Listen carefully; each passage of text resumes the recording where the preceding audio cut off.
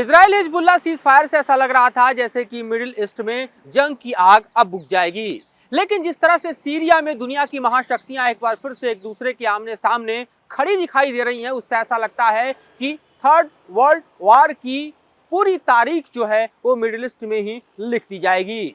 नमस्कार, मैं हूं मधुरेंद्र कुमार और आप देख रहे हैं मेरे साथ रणनीति। और इस वक्त हमारी निगाहें सीरिया पर टिकी हुई हैं, जहां पर बशर अल असद की सरकार के सामने एक बार फिर से विद्रोह की आग भड़की नहीं है बल्कि भड़काई गई है। ये बात मैं इसलिए कह रहा हूं क्योंकि एसटीएस यानी एक ऐसा संगठन जो कि हम देखें तो टर्की समर्थित नुसरा फ्रंट से ही निकलकर खड़ा हो गया और उसने एलेप्पो सहित अब हमा की तरफ जो रुख किया है, बारूद बरसती नजर आ रही है।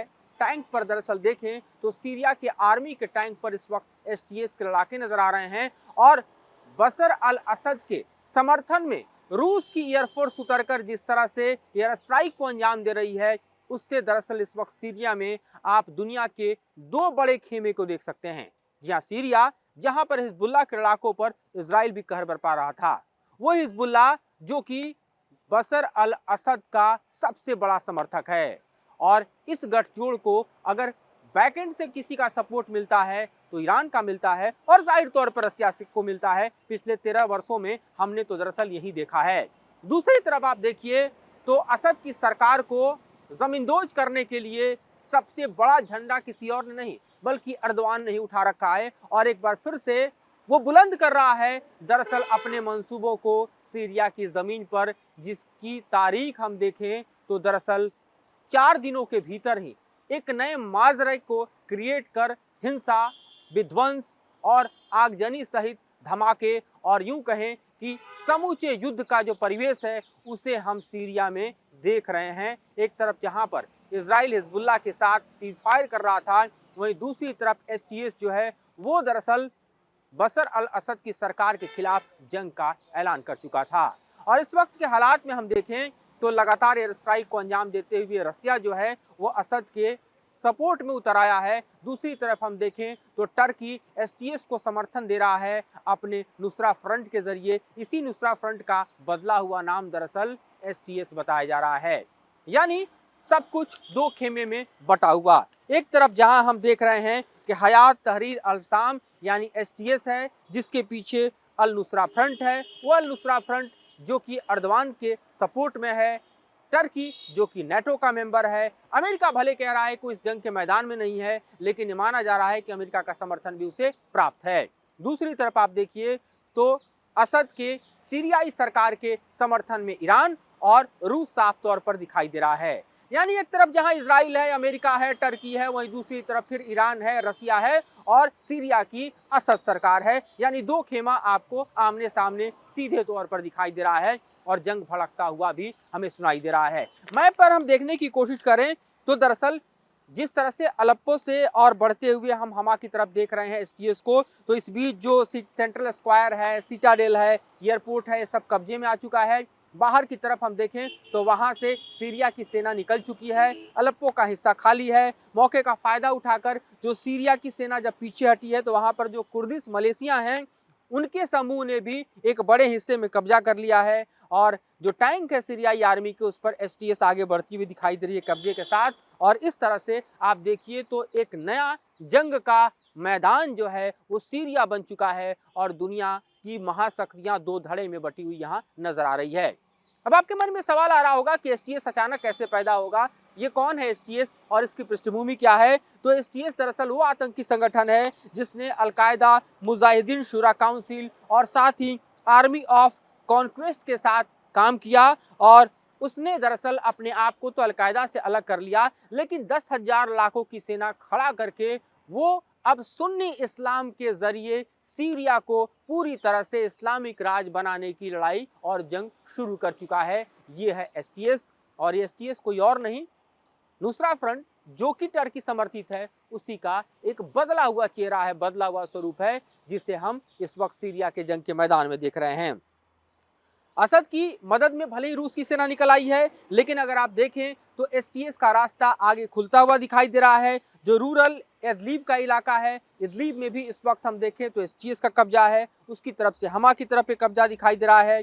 सबसे पहले अलेप्पो पे हमला हुआ, उसके बाद हम देखें तो ये आगे बढ़ता हुआ अब दरअसल हमा को क्रॉस करता हुआ इस वक्त एसटीएस दिखाई दे रहा है। और ये युद्ध यूक्रेन वॉर से बताया जा रहा है कि भयावह हो सकता है। युद्ध इजराइल हमास, इजराइल हिजबुल्लाह जंग से बड़ा हो सकता है। वो इसलिए क्योंकि जिस तरह से दरअसल टर्की को लगा था कि रूस जो है यूक्रेन वॉर में फंसा हुआ है और ऐसे मौके के ताक में बैठा हुआ टर्की एसटीएस को आगे बढ़ाकर एक नए जंग का यहां पर हम देखें तो शुरुआत कर चुका है। लेकिन दूसरी तरफ ये आपको समझना जरूरी है कि रूस की सेना के लिए असद काफी महत्वपूर्ण है, ईरान के लिए भी असद काफी महत्वपूर्ण है। लिहाजा रूस ने तनिक देरी नहीं की, अपनी एयर स्ट्राइक को अंजाम देते हुए वहां पर युद्ध को आगे भड़काता हुआ हम देखें तो दिखाई दे रहा है, या यूं कहें कि असद की सरकार को मजबूत करता हुआ रूस दिखाई दे रहा है। लेकिन ये आमने सामने की जो जंग जारी है इस वक्त, इसमें हम देखें तो सीरिया एक बार फिर से जलता हुआ नजर आ रहा है। इस हमले में हम देखें तो कई शहर खंडहर बन चुके हैं। खास तौर पे आप देखिए तो जो उत्तरी फ्रंट है वहां पर पुतिन की मिसाइलें बरसती नजर आ रही हैं, वहां जलजला आता हुआ दिखाई दे रहा है। और साफ तौर पर देखें इस वक्त तो ईरान के साथ साथ इराक और रूस असद के साथ, और दूसरी तरफ टर्की, अमेरिका, इजराइल और यूं कहें कि लड़ाके उनके आमने सामने दिखाई दे रहे हैं। इस वक्त अगर आप कब्जे की स्थिति देखिए सीरिया के मैप पर तो अभी भी असद की सरकार के कब्जे में 70% हिस्सा दिखाई देता है। उसमें आप हुमा का हिस्सा देख सकते हैं, भले ही वहां पर एसटीएस पहुंच गया है, लेकिन उसके आगे देखिए तो दोस्त है, दमिश्क है, दारिया है, डायर है, अल्जोर है, ये इलाका समूचा असद का है। वहीं सीरियन डेमोक्रेटिक फोर्सेस के लिहाज से आप देखिए, चूंकि ये कुर्द प्रभावित इलाका है और यहाँ पर यूएस सपोर्टेड ग्रुप्स हैं, उनमें कमिशी एंड रका का जो कंट्रोल है उन्होंने हासिल कर रखा है, यानी असद की सरकार के बाद सबसे बड़ा कंट्रोल इनका दिखाई देता है। वहीं एसटीएस और अदर ग्रुप्स जो हैं वो दरअसल इस वक्त अलेप्पो से होते हुए हम देखें तो हमा की तरफ बढ़ चुके हैं। 2016 में अलकायदा से अलग होकर सीरिया में असद सरकार के खात्मे का इस संगठन ने ऐलान किया था, जिसका ये बदला हुआ नाम हम देख रहे हैं। और इस वक्त इनके कंट्रोल में हम देखें तो इदबिल का इलाका खास तौर पे है और हमा को ये कंट्रोल करने की कोशिश कर रहे हैं। वहीं तुर्कीस और अदर जो ग्रुप्स हैं उनके कंट्रोल में रस अल और साथ ही एफरिन टाउन का इलाका हमें दिखाई दे रहा है। लेकिन मौजूदा बदलती परिस्थितियों के बीच हम देखें तो 2020 का वो संधि हमें याद करना चाहिए जब रूस और तुर्की के बीच संधि हुई थी और ये प्रस्ताव था कि उत्तर पश्चिम से सेना हट जाएगी, हटी भी। लेकिन उसके बाद दरअसल जिस तरह से टर्की ने सपोर्ट करके एसटीएस को मैदान में उतारा है, रूस अपने एयरफोर्सेस के साथ जंग के मैदान में उतर आया है, उससे ऐसा लगता है कि ये जंग और भड़केगी, इसका स्वरूप और विकराल आने वाले समय में होगा।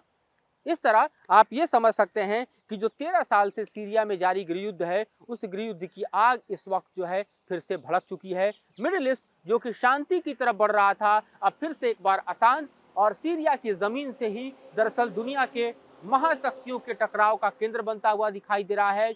जिस तरह से रूस अपने बम वर्षा और एयर स्ट्राइक और मिसाइल हमले के जरिए टर्की समर्थित लड़ाकों को दहलाने की कोशिश कर रहा है, वहीं टर्की समर्थित लड़ाके जो हैं वो जिस तरह से हम देखें तो अपने असला गोला बारूद के साथ सीरिया की सेना के साथ लड़ रहे हैं, ये अपने आप में एक समूचा ऐसा जलजला हम मिडिल ईस्ट में देख रहे हैं जिसके पसरने और फैलने की उम्मीद की जा रही है। क्योंकि युद्ध यही नहीं रुकेगा, बल्कि जिस तरह से रूस को इस वक्त यूक्रेन जंग से खींचते हुए अमेरिका लाकर यहाँ पर इंगेज करने की कोशिश कर रहा है, उससे साफ पता चल रहा है कि किस तरह से अगर आने वाले समय में पुतिन और विध्वंसक दिखाई दें, चाहे वो यूक्रेन की ज़मीन हो या फिर सीरिया की, तो इसमें किसी को आश्चर्य नहीं होना चाहिए। फिलहाल हमारी नज़रें सीरिया पर टिकी हुई हैं, जिसके अपडेट आपको हम देते रहेंगे। फिलहाल इस मुद्दे पर इतना ही, इससे जुड़ी जानकारी और विश्लेषण हम आपके समक्ष लेकर आते रहेंगे। मुझे और मेरे सहयोगी अतुल राज को दीजिए इजाज़त।